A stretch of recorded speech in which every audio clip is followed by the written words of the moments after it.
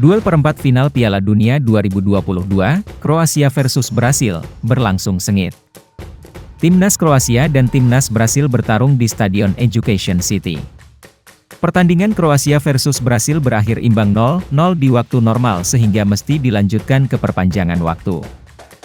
Brasil akhirnya mencetak gol pada menit ke-105 lewat sepakan keras kaki kanan Neymar dari dalam kotak penalti.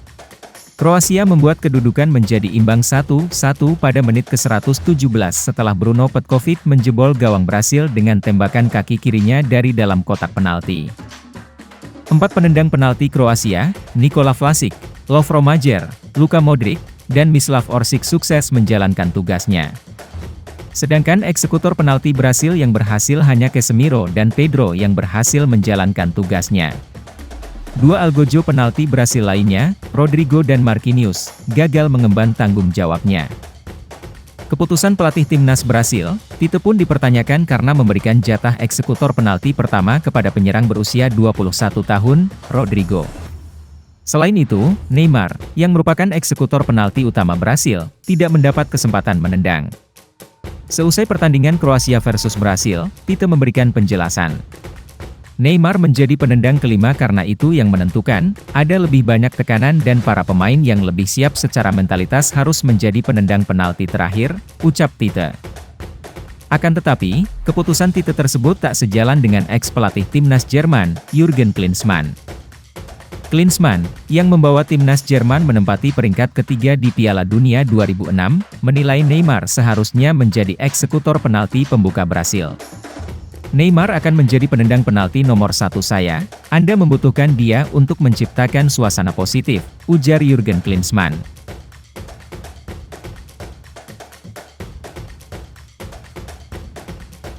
Lalu di pertandingan selanjutnya ada duel antara timnas Belanda dengan timnas Argentina di perempat final Piala Dunia 2022.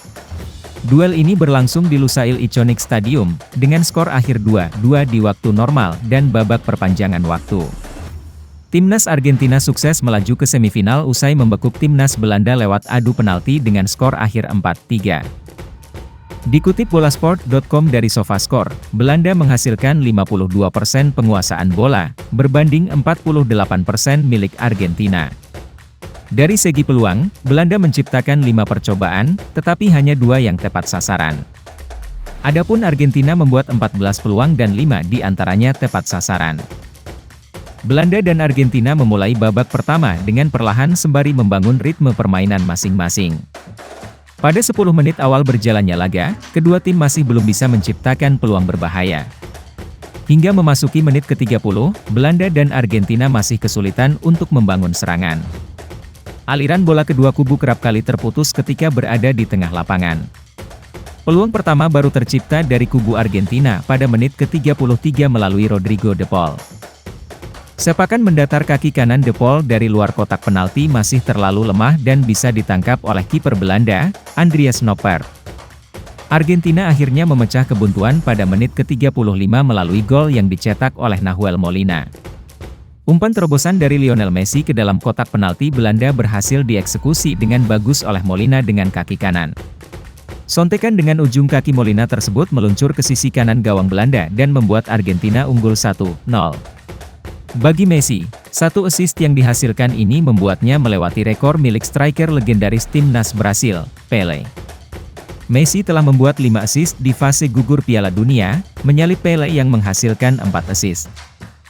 Pada menit ke-40, Messi melakukan ancaman lewat tendangan kaki kanan dari dalam kotak penalti.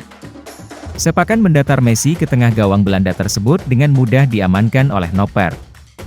Hingga babak pertama berakhir, tidak ada gol tambahan dan Argentina mengungguli Belanda dengan skor 1-0.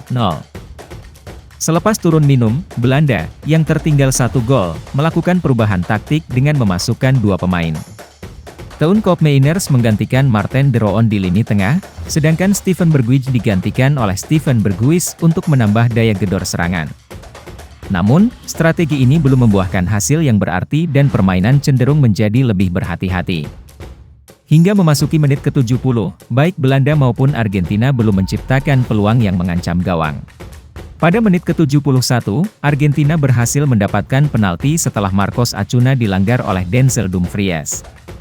Messi, yang bertugas sebagai algojo, tak melewatkan kesempatan ini dengan menggandakan keunggulan bagi Argentina.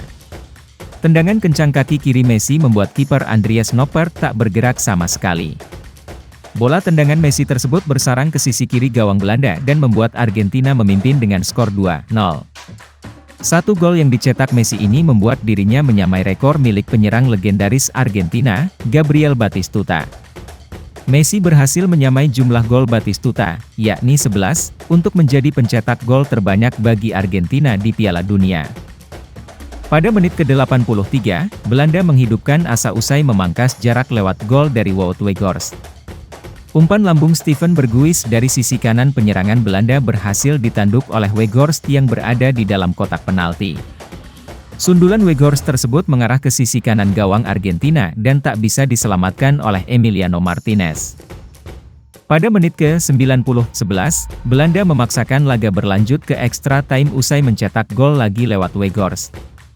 Lewat skema tendangan bebas, Koopmeiners dengan cerdik memberikan umpan datar kepada Weghorst yang berada di dalam kotak penalti. Tendangan kaki kiri Weghorst, yang mengarah ke sisi kiri gawang Argentina, sukses menipu Emiliano Martinez. Skor imbang 2-2. Berlanjut ke babak perpanjangan waktu, kedua tim bermain hati-hati dan lebih sering menahan bola. Pada 15 menit pertama, tidak ada peluang tercipta.